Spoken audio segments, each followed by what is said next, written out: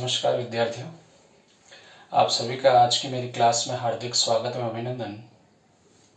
आज विद्यार्थियों हम बाल विकास एवं शिक्षा शास्त्र का एक नया टॉपिक लेकर उस पर चर्चा करेंगे। आज का हमारा टॉपिक रहेगा शैशवावस्था की विशेषताएं। इससे पूर्व में हमने विकास क्या है, वृद्धि क्या है, विकास वृद्धि में अंतर देख लिया था, परिपक्वता, अधिगम और विकास में जो संबंध है उसको भी पढ़ लिया था, और विकास के जितने भी सिद्धांत हैं उनका भी हमने विस्तृत से चर्चा कर ली थी। आज हम विद्यार्थियों शैशवावस्था के बारे में अध्ययन करेंगे कि शैशवावस्था की क्या क्या विशेषताएं होती हैं।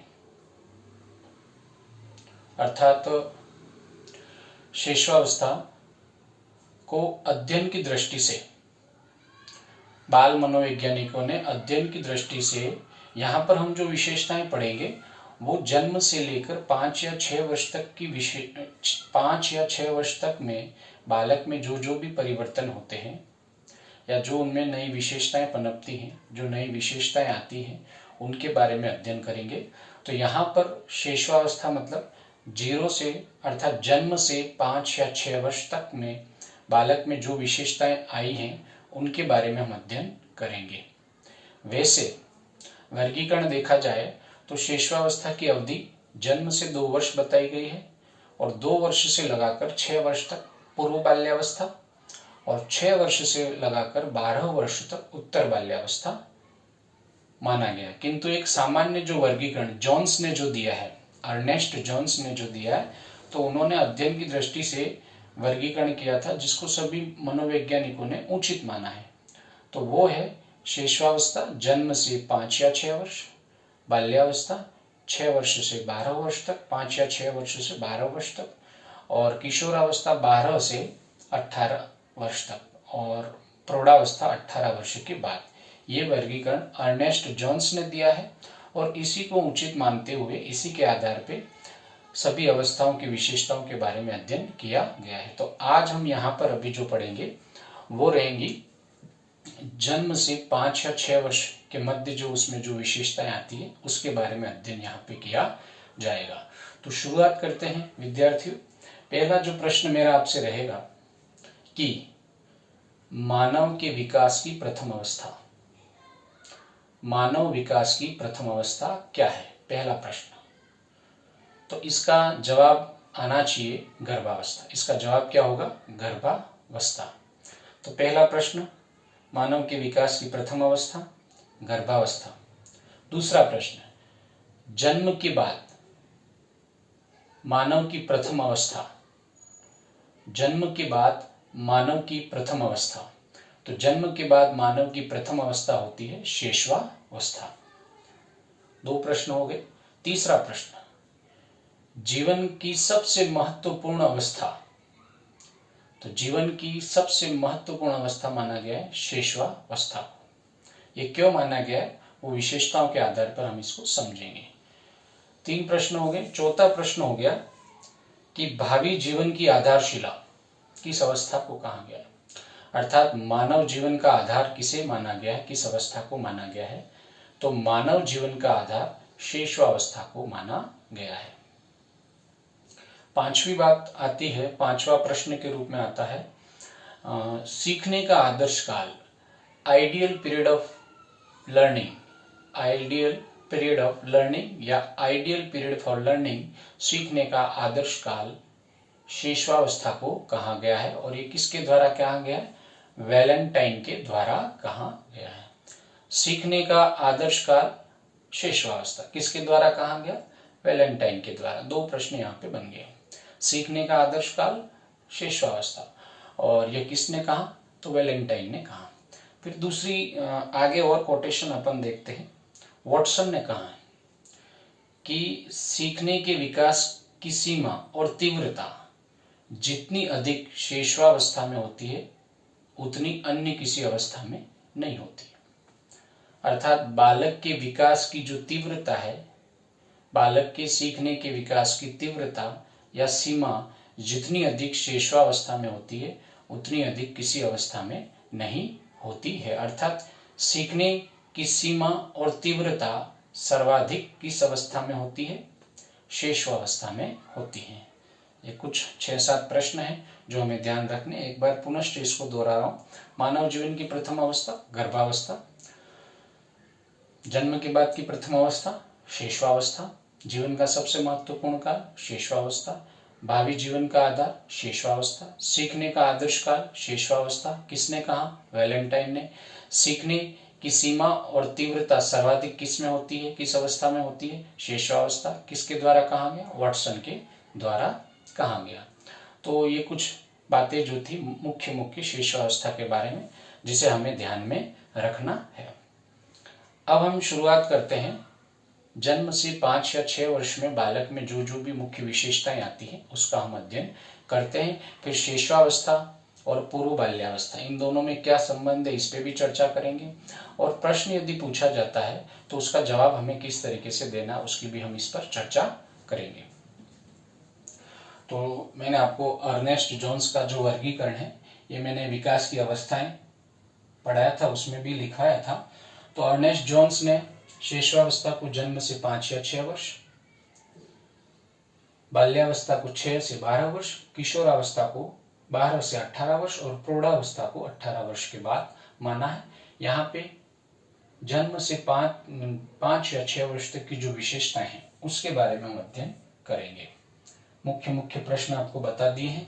और विद्यार्थियों, मैंने आपकी सुविधा के लिए आपका अध्ययन और अधिक प्रभावी बने और आप बहुत अच्छे तरीके से तैयारी करें, इसके लिए मैंने अब मेरे द्वारा जो भी वीडियो बनाए जाएंगे या जो भी अध्ययन सामग्री मैं यहाँ पे पढ़ाऊंगा उसका मैं PDF लिंक भी आपको डिस्क्रिप्शन में मिलेगा, जहाँ से मेरे द्वारा बनाए गए हैंडमेड नोट्स आपको वहाँ पर अवेलेबल हो जाएंगे, जिसका लाभ आप उठाएं। तो शेषवावस्था की विशेषताएं। शेषवावस्था अवधि, ये अपन अध्ययन की दृष्टि से लिखने अभी, ये आप ध्यान रखना। यहाँ पे क्या चेंजेस हैं वो मैं आपको बताऊंगा। जन्म से 5 या 6 वर्ष तक, जन्म से 5 या 6 वर्ष तक। अब जन्म से 5 या 6 वर्ष में पहला अभी अपन ने पढ़ा, पहला प्रश्न, मानव जीवन की प्रथम अवस्था या मानव के विकास की प्रथम अवस्था। दूसरा प्रश्न, जन्म के बाद की प्रथम अवस्था, जन्म के बाद की प्रथम अवस्था, मानव के विकास की प्रथम अवस्था। तीसरा प्रश्न, जीवन का सबसे महत्वपूर्ण काल, important period of life, most important period of life. तो जीवन का सबसे महत्वपूर्ण काल, भावी जीवन की आधारशिला,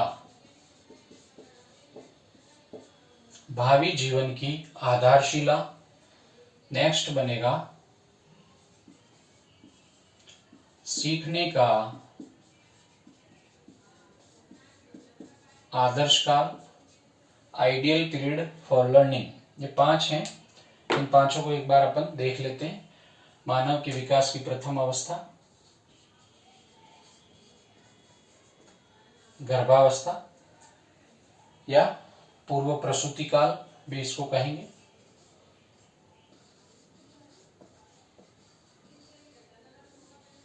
पूर्व प्रसूति काल अर्थात मानव का विकास इस अवस्था से शुरू होता है, न कि जन्म से शुरू होता है। यह हमें ध्यान रखना है। मानव का विकास गर्भावस्था से अर्थात पूर्व प्रसूति काल से मानव का विकास शुरू हो जाता है, जो मृत्यु पर्यंत तक चलता है। जन्म के बाद की प्रथम अवस्था शेषवावस्था, जीवन का सबसे महत्वपूर्ण काल शेषवावस्था, भावी जीवन की आधारशिला, शैशवावस्था, और सीखने का आदर्श काल,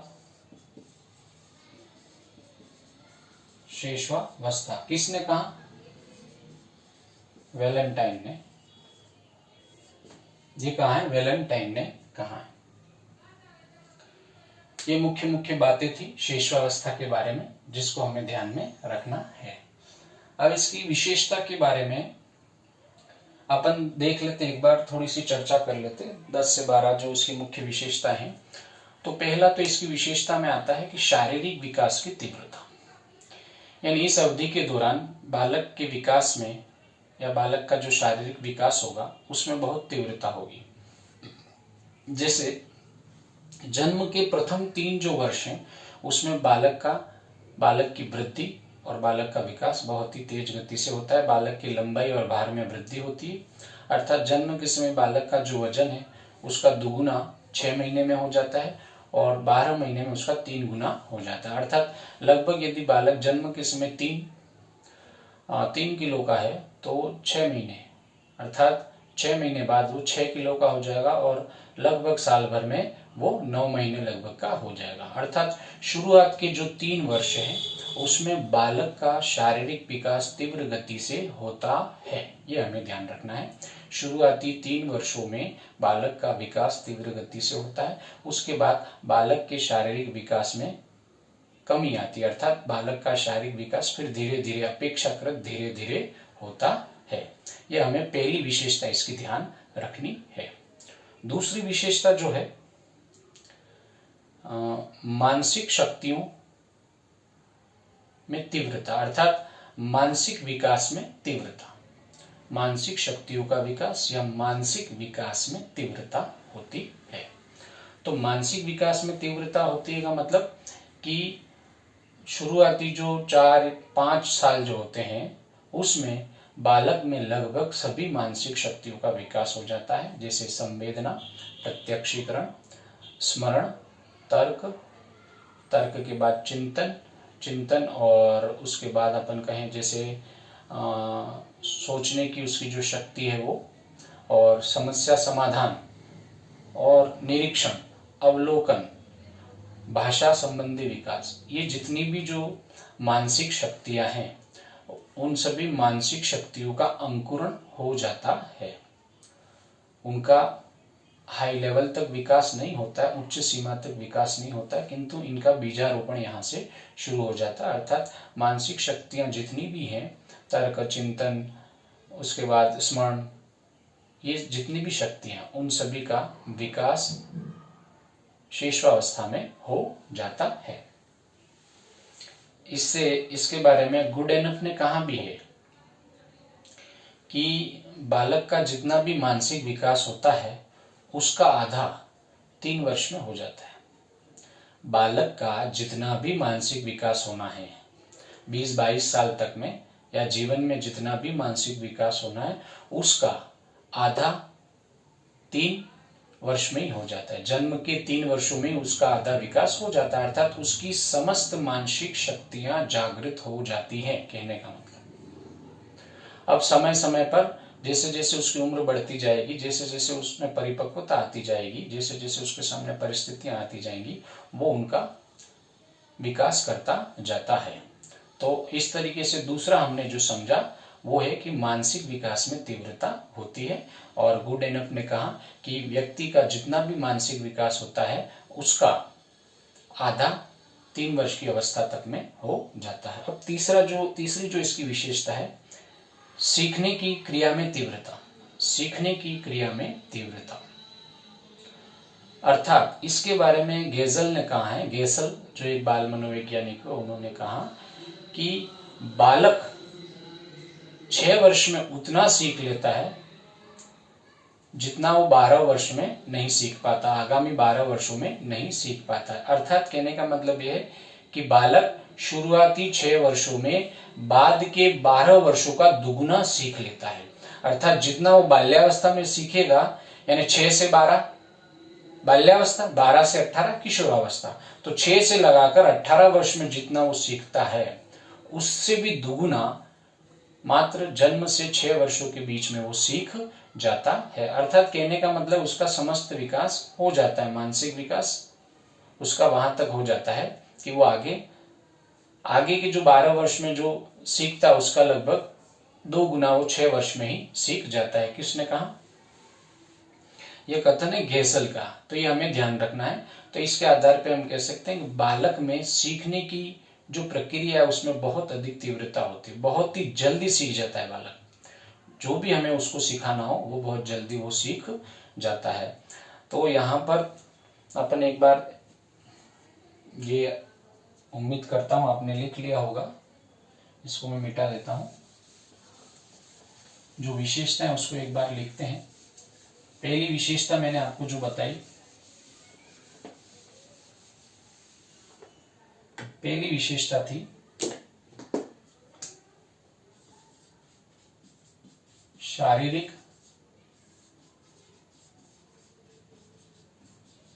विकास में तीव्रता। और इसको हमने समझ भी लिया कि जन्म से लगाकर 3 वर्षों में बालक का शारीरिक विकास बहुत ही तीव्र गति से होता है।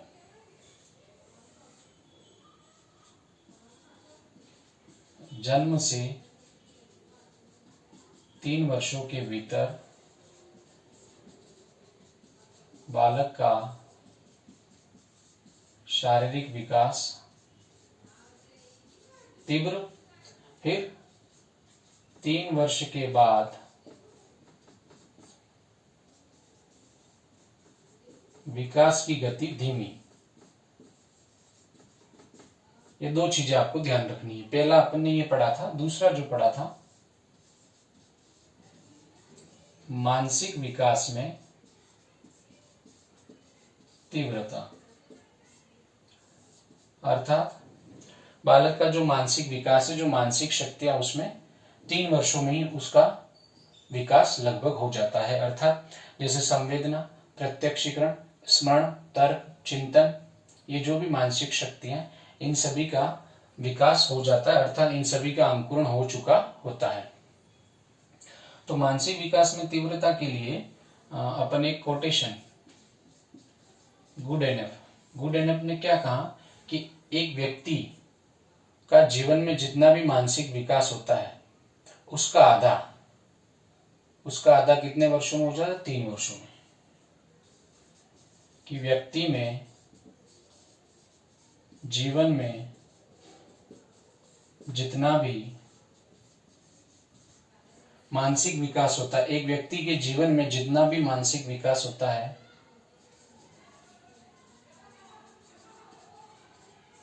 उसका आधा 3 वर्षों में हो जाता है। उसका आधा 3 वर्षों में हो जाता है। अब वो अपनी उम्र और के आधार पर वो तर्क चिंतन भी छोटे मोटे करने लग जाता है। लगभग समस्त मानसिक शक्तियां उत्पन्न हो जाती है। हमें ध्यान रखना है।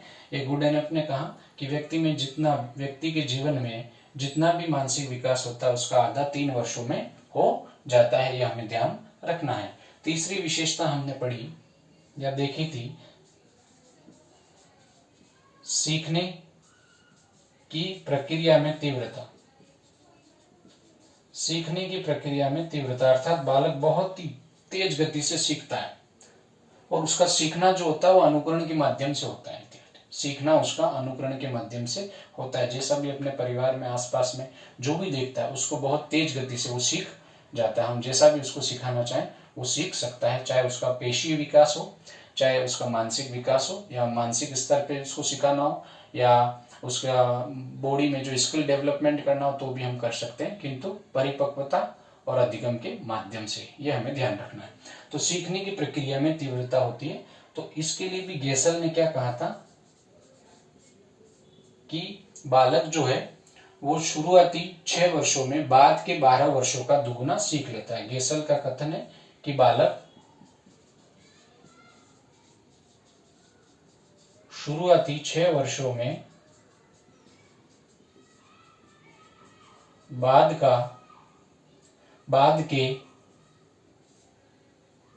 के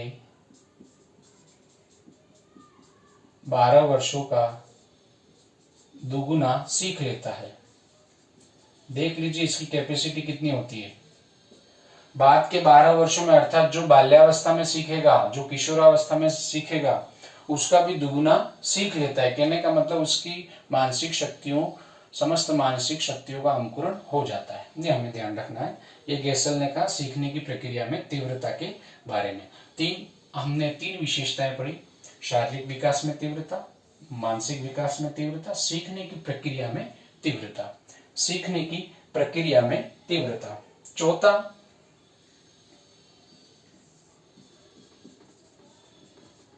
दोहराने की प्रवृत्ति।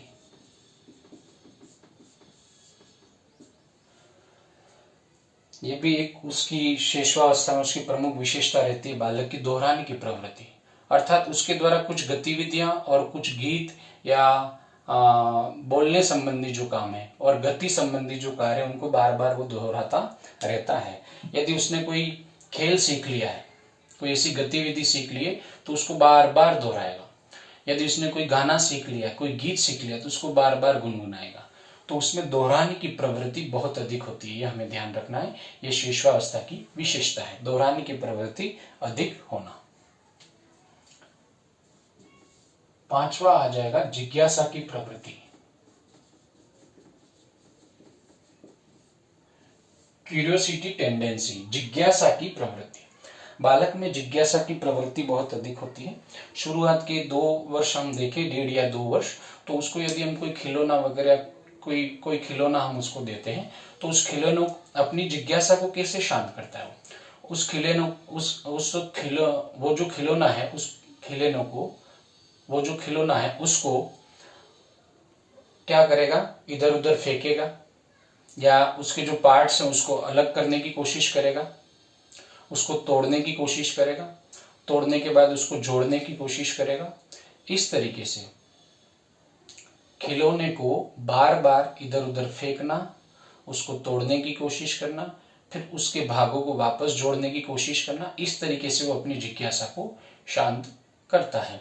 थोड़ा बड़ा हो जाएगा, 3, 4, 5 साल का हो जाएगा, तो धीरे धीरे वो आसपास की जो भी वस्तुएं रहेंगी उन वस्तुओं के बारे में प्रश्न पूछेगा। ये क्या है, ये क्या है, वो क्या है, ये ऐसा कैसे है, इस तरीके से, है ना। तो उसकी जिज्ञासा का जो लेवल है वो तब क्या रहेगा, क्या क्यों तक। अर्थात अपन उसको तब जो भी जवाब दे उसको वो मान लेगा, उस जवाब पर तर्क नहीं करेगा, उस जवाब में लॉजिक नहीं लगाएगा। तो यहां जो बालक में जिज्ञासा की प्रवृत्ति शैशवावस्था में जो होती है और एक किशोरावस्था में जो होती है, उसमें यही फर्क होता है कि यहाँ पर बालक के द्वारा जो प्रश्न पूछा जाता है उस प्रश्न का हम जो जवाब देते हैं वो मान लेता है।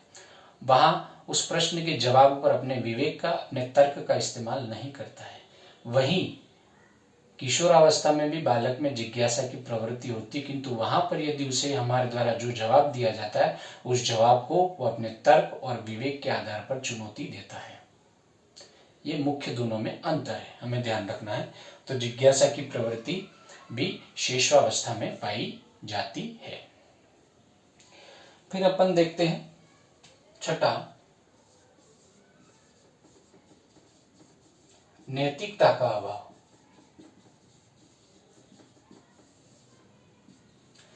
नैतिकता का अभाव, बिल्कुल सही बात है। बालक जब जन्म लेता है, जन्म लेने के बाद ही बिल्कुल असहाय होता है। धीरे धीरे उम्र बढ़ती जाती है, पेशियों का विकास होता जाता है, उसका भी विकास होता जाता है। और हम जैसे 1, 1.5, 2 साल का देखें तो उसमें नैतिकता बिल्कुल नहीं होती। नैतिकता नहीं होने का मतलब क्या सही है, क्या गलत है, क्या उचित है, क्या अनुचित है, उसका उसे आइडिया नहीं होता है। उसमें नैतिकता का अभाव होता है, यह हमें ध्यान रखना है। एक तरीके से कह सकते हैं उसकी जो डिमांड होती है, 3, 4, 5 साल का बालक भी कोई भी मांग कर सकता है आपसे।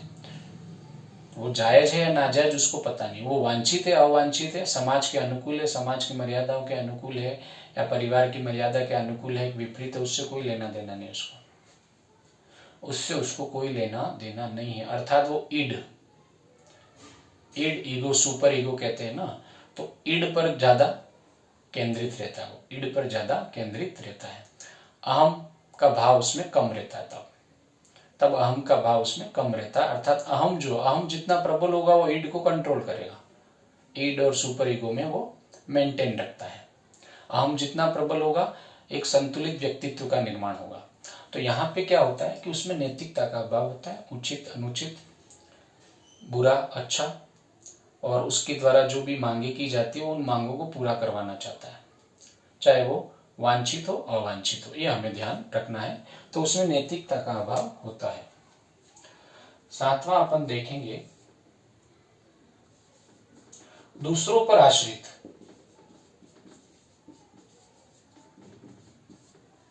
दूसरों पर आश्रित, पराश्रित होगा, पर निर्भरता, बिल्कुल सही बात है। जन्म लेने के बाद बिल्कुल असहाय स्थिति में उसका भूख लगना, प्यास लगना और उसकी जो भी शारीरिक क्रियाएं हैं उन शारीरिक क्रियाओं को संतुष्ट करना सब माता पिता पर आधारित होता है। दूसरों पर आश्रित, किंतु धीरे धीरे धीरे धीरे धीरे अवस्थाओं में परिवर्तन होता जाता है, बड़ा होता जाता है और एक समय ऐसा आता है कि वो दूसरों के लिए आश्रयदाता बन जाता है।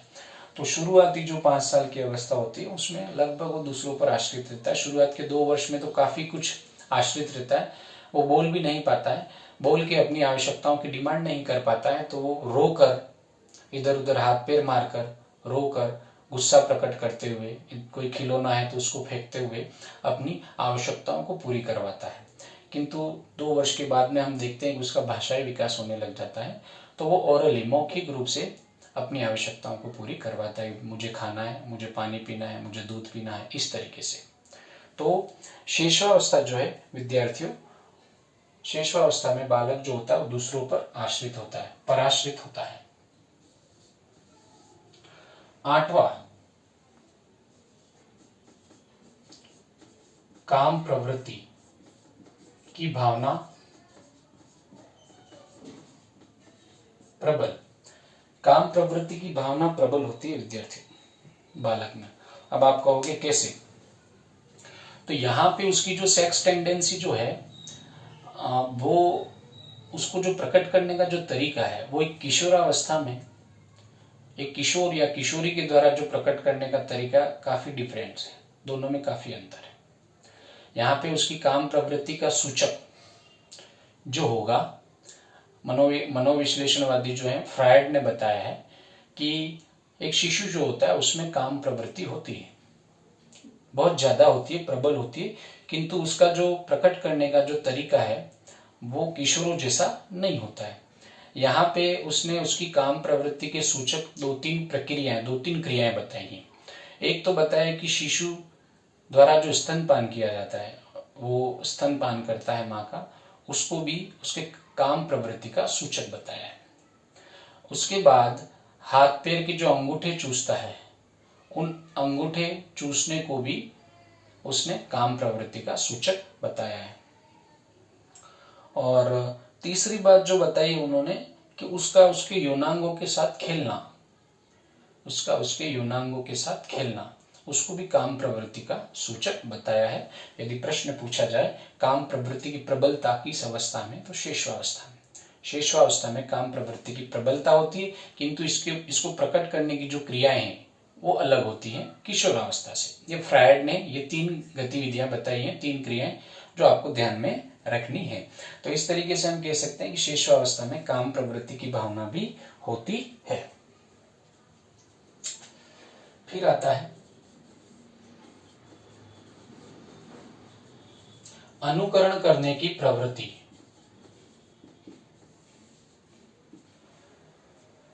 बालक में, शेषावस्था के बालक में अनुकरण करने की प्रवृत्ति बहुत ज्यादा होती है।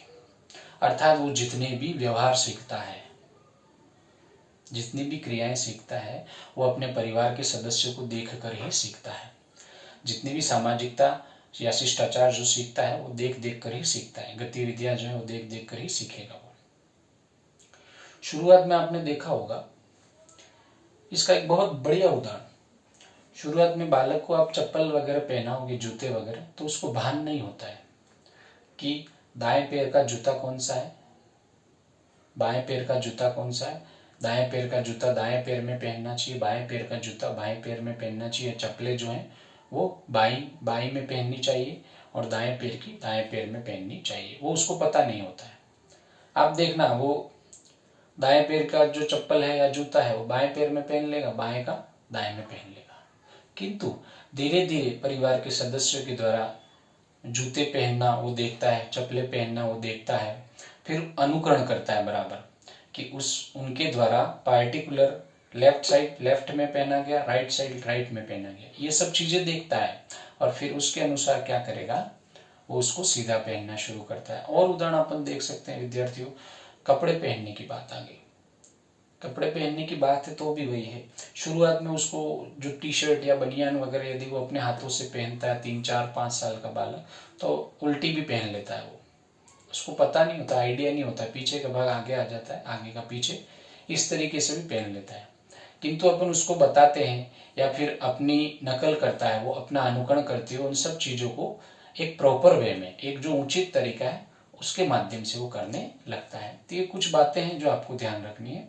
और भी बहुत सी बातें हैं, जैसे शुरुआत में यदि उसको कोई किताब दी जाती है, कोई पाठ्य पुस्तक दी जाती है, तो बिल्कुल उल्टी सीधी उसके लिए बराबर है, उल्टी भी पकड़ लेगा, कभी सीधी पकड़ लेगा, उसको कोई आइडिया नहीं है। किंतु जैसे जैसे हम बताएंगे वैसे वैसे उसको सीखता जाता है, अर्थात अनुकरण की प्रवृत्ति उसमें बहुत ज्यादा होती है और हर कार्य को वो अनुकरण के माध्यम से सीखता है। यह हमें ध्यान रखना है। 10वां जो रहेगा,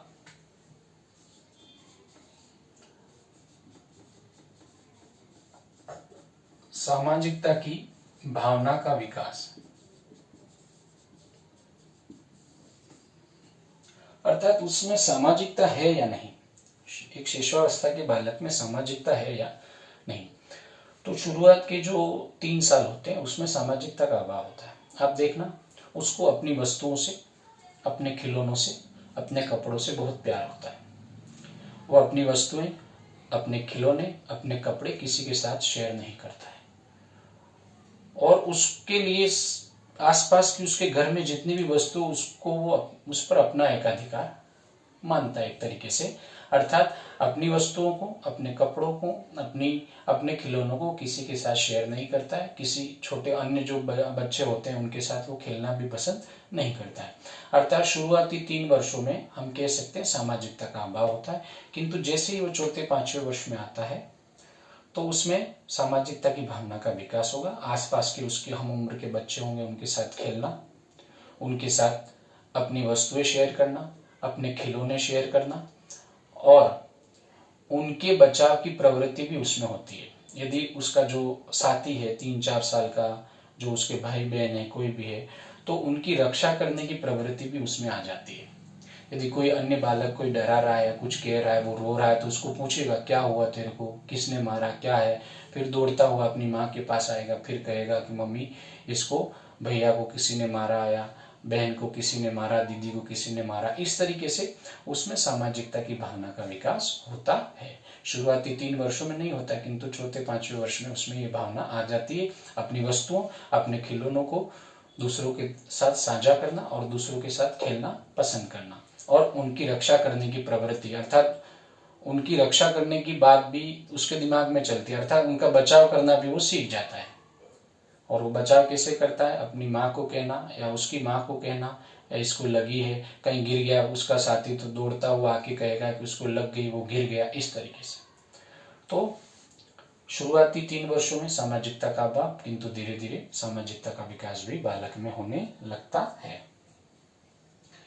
तो अपन एक बार इसको दोहरान कर लेते हैं। पहली जो शिशुअवस्था की विशेषता है, शारीरिक विकास में तीव्रता, मानसिक विकास में तीव्रता, सीखने की प्रक्रिया में तीव्रता, दोहराने की प्रवृत्ति अधिक होगी, जिज्ञासा की प्रवृत्ति अत्यधिक होगी, नैतिकता का अभाव होगा, दूसरों पर आश्रित रहेगा। शुरुआती वर्षों में काम प्रवृत्ति की भावना प्रबल होगी। किस तरीके से होगी वो आपको बता दिया। अनुकरण करने की प्रवृत्ति अधिक होती है और सर्वाधिक अनुकरण के माध्यम से वो सीखता है। सामाजिकता की भावना का विकास शुरुआती 3 वर्षों में नहीं होता है, किंतु बाद के 3 वर्षों में सामाजिक भावना का विकास भी उसमें हो जाता है। इस तरीके से 10 विशेषताएं अपन ने देखी। 2 विशेषताएं और हैं उसकी।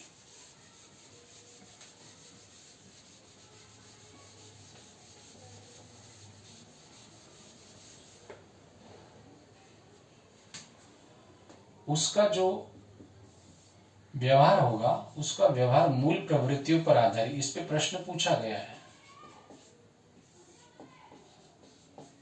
मूल प्रवृत्तियों पर आधारित व्यवहार होगा।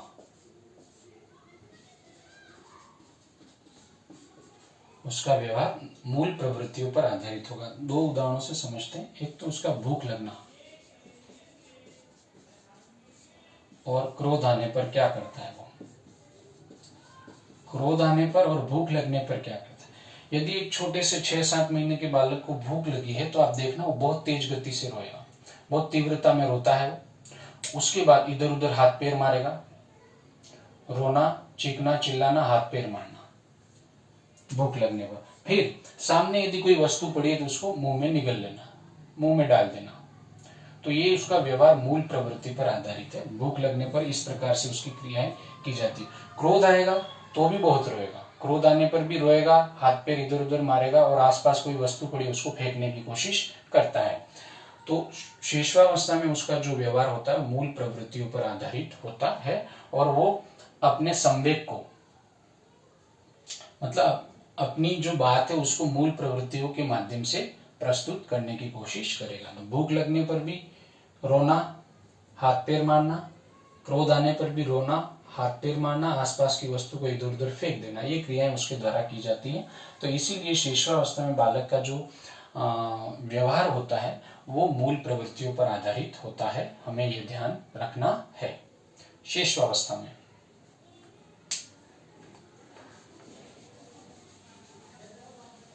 फिर एक बहुत ही अच्छी विशेषता है उसकी, जिसपे प्रश्न पूछा जाता है, स्वप्रेम की भावना। विद्यार्थियों, बालक में स्वप्रेम की भावना होती कैसे।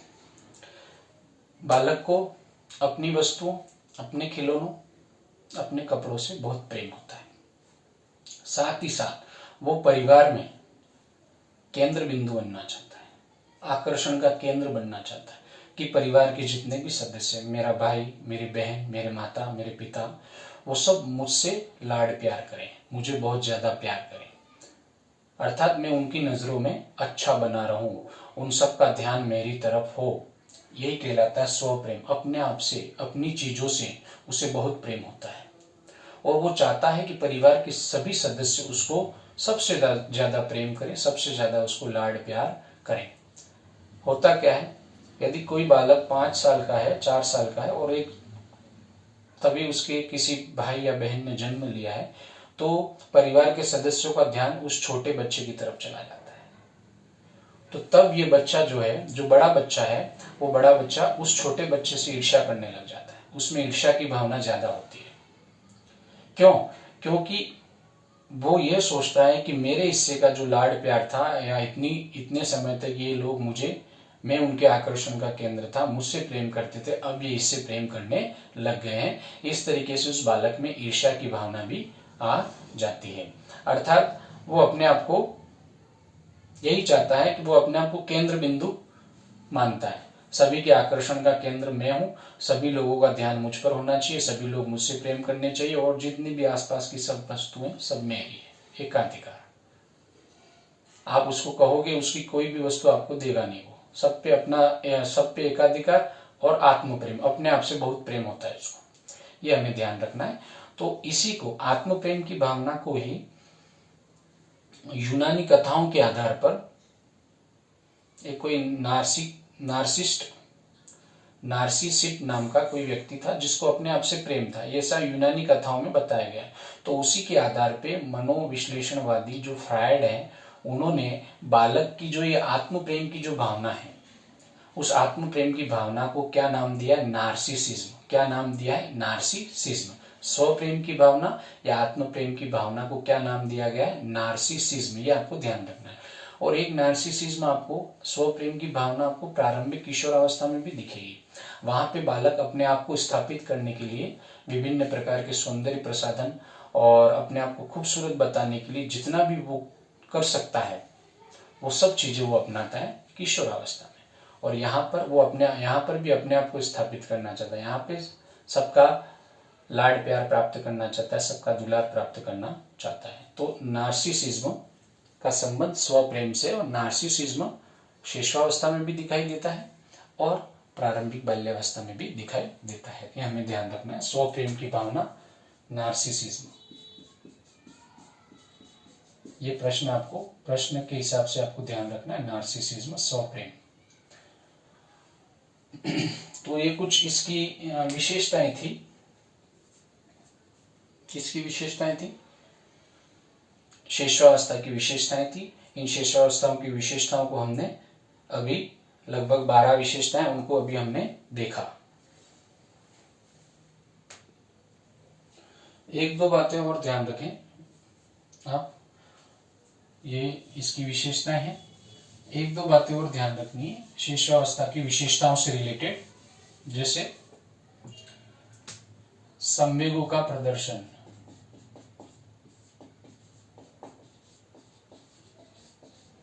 अब इसके संबंध में 3-4 बातें आपको ध्यान रखनी है। पहली बात जो है कि जन्म के समय बालक में केवल क्या होती है? उत्तेजना। जन्म के समय क्या होती है बालक में? उत्तेजना। फिर संवेगों से रिलेटेड एक बहुत ही विस्तृत अध्ययन किया गया है ब्रिजेज के द्वारा। ब्रिजेज जो मनोवैज्ञानिक हैं, ब्रिजेज महोदय, उनके द्वारा किया गया 1932, ब्रिजेज।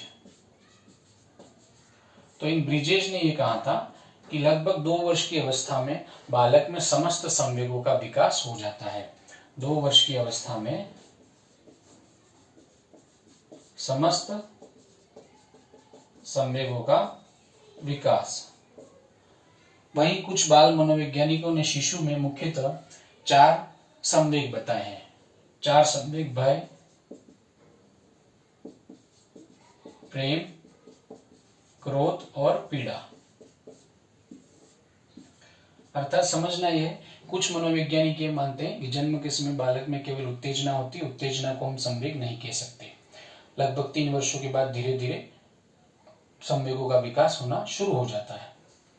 ब्रिजेश महोदय कह रहे हैं कि 2 वर्ष की अवस्था में, 2 वर्ष के समय में, 2 वर्ष की अवस्था में समस्त संवेगों का विकास हो जाता है। वहीं कुछ बाल मनोवैज्ञानिक मानते हैं कि शिशुओं में मुख्य रूप से 4 संवेग पाए जाते हैं: भय, प्रेम, क्रोध और पीड़ा।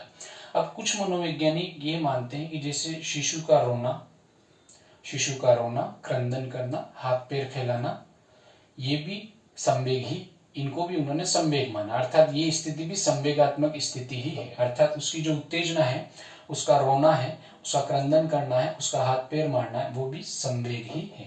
तो संवेगों के प्रदर्शन के बारे में, अर्थात संवेगों से रिलेटेड 2-3 बातें आपको ध्यान रखनी है।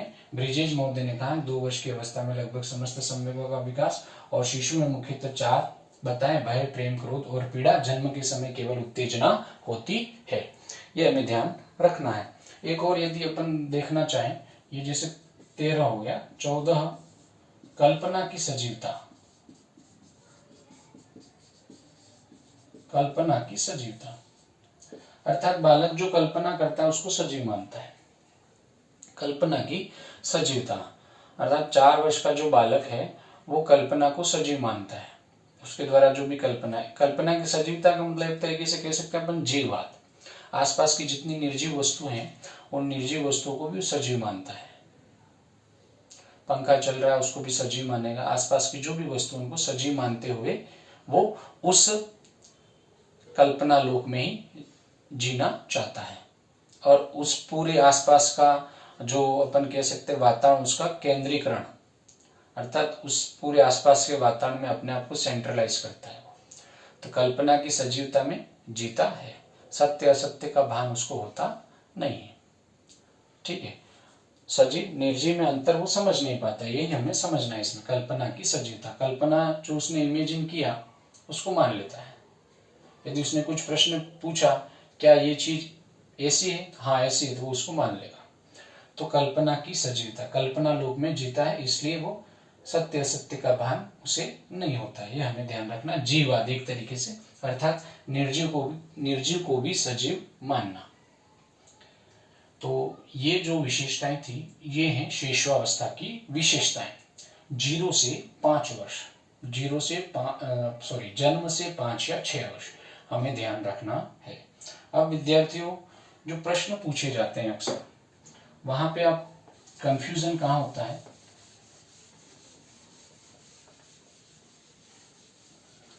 प्रश्न जो पूछे जाते हैं, कंफ्यूजन होता है ऑप्शन में शिशुअवस्था भी दिया होता है और पूर्व बाल्यावस्था भी दिया होता है। तो अभी हमने जो भी विशेषताएं पढ़ी, जैसे ये दोनों ऑप्शन दिए जाते हैं, इसका मतलब क्या हुआ कि शिशुअवस्था को क्या माना उसने? जन्म से 2 वर्ष, और पूर्व बाल्यावस्था को क्या माना? 2 से 6 वर्ष। ये हमें ध्यान रखना है, 2 से 6 वर्ष। इसके आधार पे यदि इनमें से कोई प्रश्न पूछा जाता है तो ये जो ऑप्शन रहेंगे उस ऑप्शंस के आधार पे आपको विकल्प का चयन करना है। जैसे आपसे यदि प्रश्न पूछा जाता है, देखो मोस्टली जो पूर्व बाल्यावस्था में आएगा, मोस्टली जिसको हम पूर्व बाल्यावस्था की विशेषताएं मानते हैं, उसमें एक तो आता है खिलौनों की अवस्था, अर्थात उसको खिलौने अधिक पसंद होते हैं। तो कौन सी अवस्था की विशेषता हो जाएगी? पूर्व बाल्यावस्था की विशेषता है खिलौनों की अवस्था। खिलौनों की अवस्था किसे कहेंगे? पूर्व बाल्यावस्था को कहेंगे। ये मोस्टली आपको पूर्व बाल्यावस्था के हिसाब से ध्यान रखना है। दूसरा, उत्सुकता या जिज्ञासा की अधिकता किसमें मानेंगे? अर्थात ये सब 2 वर्ष के बाद की है, ये सब डेवलपमेंट होता है 2 वर्ष के बाद। ये आप भी जानते हो, मैं भी जानता, क्योंकि 15 से 16 महीने तो उसको चलने में ही निकल जाते हैं, ना तो इतनी भाषा का विकास हो पाता है ना कुछ नहीं। तो इन शुरुआती 2 वर्षों में उसमें कोई इतनी उत्सुकता जिज्ञासा नहीं होती जितनी जिज्ञासा 2 वर्ष के बाद होती है। 2 वर्ष के बाद वो वातावरण के संपर्क में आता है, पर्यावरण के संपर्क में आता है, उसका भाषाई विकास होता है, तब जाके वो तरह तरह के प्रश्न हमसे पूछता है। तो उत्सुकता या जिज्ञासा की अधिकता किस अवस्था की विशेषता? पूर्व बाल्यावस्था।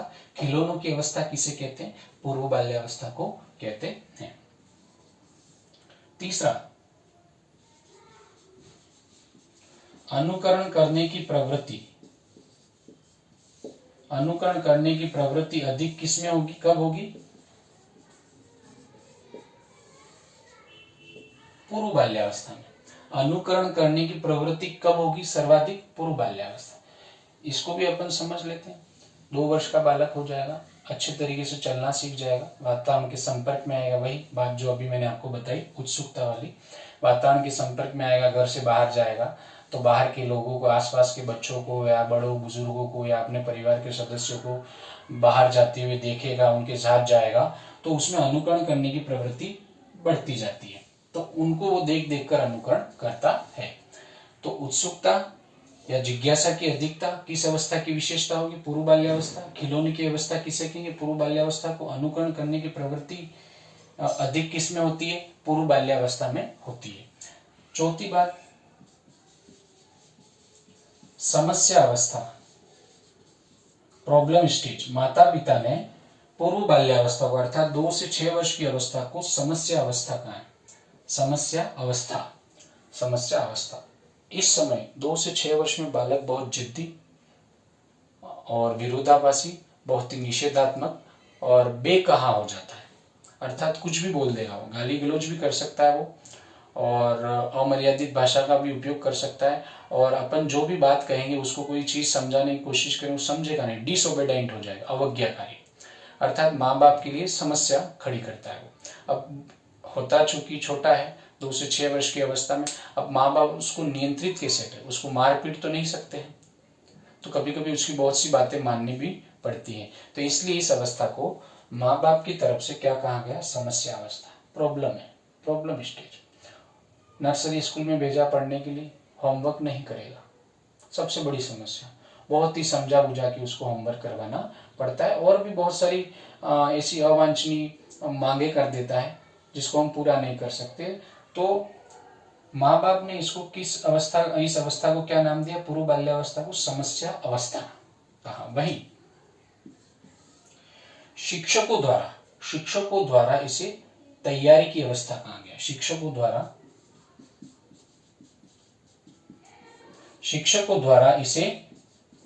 द्वारा इसे तैयारी की अवस्था कहा गया है। तैयारी की अवस्था बताया गया है। किसके द्वारा बताया गया? शिक्षकों के द्वारा। किसको बताया गया? पूर्व बाल्यावस्था को बताया गया। अब और विशेषताएं कुछ। पूर्व बाल्यावस्था 2 से 6 वर्ष, तो इसमें अपन देखेंगे कि एक तो इसको कहा जाता है pre school age. Pre school age,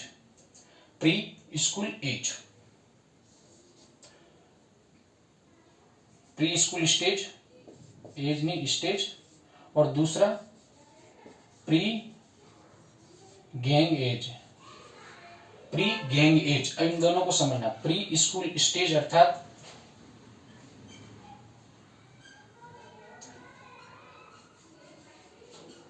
pre school stage, प्राक स्कूली अवस्था अर्थात 5 या 6 वर्ष का बालक विद्यालय में आता है। आजकल तो प्राइवेट में नर्सरी भी शुरू होगी, आंगनवाड़ी भी सरकारी में शुरू हो गई, सरकारी विद्यालय में। तो इसीलिए इसको प्राक स्कूली अवस्था कहा है। स्कूल जाने से पहले की अवस्था किसको कहा? पूर्व बाल्यावस्था। 2 से 6 वर्ष को स्कूल जाने से पहले की अवस्था कहा प्री स्कूल स्टेज, प्राक स्कूली अवस्था। वहीं प्री गैंग एज का मतलब होता है पूर्व टोली अवस्था या पूर्व समूह अवस्था, जहां 6 से 12 वर्ष में बालक समूह बनाकर रहता है। 6 से 12 वर्ष की जो उत्तर बाल्यावस्था उसको समूह अवस्था कहा जाता है, टोली अवस्था कहा जाता है। तो इस पूर्व बाल्यावस्था को क्या कहा जाएगा? पूर्व टोली अवस्था कहा जाएगा। ये हमें ध्यान रखना है। तो ये कुछ विशेषताएं हैं जो पूर्व बाल्यावस्था में, यदि ऐसा इनमें से कोई प्रश्न पूछा जाए, और यही विशेषता अपन अपने जन्म से 6 वर्ष वाले में भी लिखी है, तो ये थोड़ा सा ये जो डिफरेंस है उसको समझना है विद्यार्थियों आपको। खिलौनों की अवस्था पूर्व बाल्यावस्था, उत्सुकता जिज्ञासा की अधिकता पूर्व बाल्यावस्था, अनुकरण करने की प्रवृत्ति अधिक होगी पूर्व बाल्यावस्था में। माता पिता द्वारा समस्या अवस्था कहा गया पूर्व बाल्यावस्था को। शिक्षकों द्वारा तैयारी की अवस्था बताया गया है। उसके बाद प्री स्कूल स्टेज और प्री गैंग एज, ये सब कौन सी अवस्था है? पूर्व बाल्यावस्था है। अब इसमें से जो चीजें उसमें अपन देखते हैं कि यदि इसमें से भी कोई आता है और दोनों ऑप्शन आते हैं तो आपको क्या सही करना है? ऐसा होगा नहीं, किंतु यदि दोनों ऑप्शन आते हैं, जैसे जिज्ञासा की प्रवृत्ति ये पूछा गया और दिया गया शेषावस्था और पूर्व बाल्यावस्था, आप जाओगे पूर्व बाल्यावस्था। वहीं दूसरा है नैतिकता का अभाव। हाँ, जैसे नैतिकता का अभाव, यदि ये आपसे पूछा जाता है तो शेषावस्था जन्म से 2 वर्ष, तो उसी में नैतिकता का अभाव होता है, शेषावस्था में आएगा नैतिकता का अभाव, शेषावस्था। दूसरों पर आश्रित, इसको भी समझे विद्यार्थियों। जन्म से 2 या 3 वर्ष तक बालक ज्यादा आश्रित रहता है अपेक्षा 3 से 6 वर्ष, तो दूसरों पर आश्रित। और फिर पूछा जाए शेषावस्था या पूर्व बाल्यावस्था, आप किसके साथ जाओगे? शेषावस्था में ज्यादा पराश्रित रहता है। काम प्रवृत्ति की भावना प्रबल, तो काम प्रवृत्ति की भावना प्रबल शेषावस्था में जाएगा। अनुकरण करने की प्रवृत्ति यदि दोनों पूछा जाता है तो पूर्व बाल्यावस्था करना है आपको। और सामाजिकता की भावना का विकास किस में होता है? तो पूर्व बाल्यावस्था में होता है, क्योंकि 3 वर्ष तक बालक में सामाजिकता विकसित नहीं होती है। वो अपनी वस्तुओं, अपने खिलौनों, अपने कपड़ों और अपनी जो सामग्री है वो किसी के साथ शेयर नहीं करता और न ही किसी के साथ खेलता है। किंतु जैसे ही 4-5वें वर्ष में आता है वो दूसरों के साथ खेलना, अपने खिलौनों को शेयर करना और दूसरों की मदद करने की भावना उसमें विकसित हो जाती है। तो ये जो विशेषता रहेगी वो भी किस में जाएगी? पूर्व बाल्यावस्था में जाएगी। ये थोड़ा सा आपको इस पूर्व बाल्यावस्था और शेषावस्था, ये जो विशेषता है उनको आपको समझना है। जैसे मूल प्रवृत्तियों पर आधारित व्यवहार दोनों ऑप्शन में आता है, शेषावस्था या पूर्व बाल्यावस्था, तो ये जाएगा शेषावस्था में जाएगा। शारीरिक विकास की तीव्रता शेषावस्था में, क्योंकि शुरुआती 3 वर्षों में सर्वाधिक विकास होता है, तो जन्म से 2 या 3 वर्ष शेषावस्था, ये हमें ध्यान रखना है। मानसिक विकास में तीव्रता शेषावस्था। सीखने की प्रक्रिया में तीव्रता ये जाएगा शेषावस्था में। 5 से 6 दोनों में आता है, पर प्रश्न ऐसे कंफ्यूज्ड वाले पूछेगा नहीं। ये 2 ऑप्शन है और ये विशेषताएं।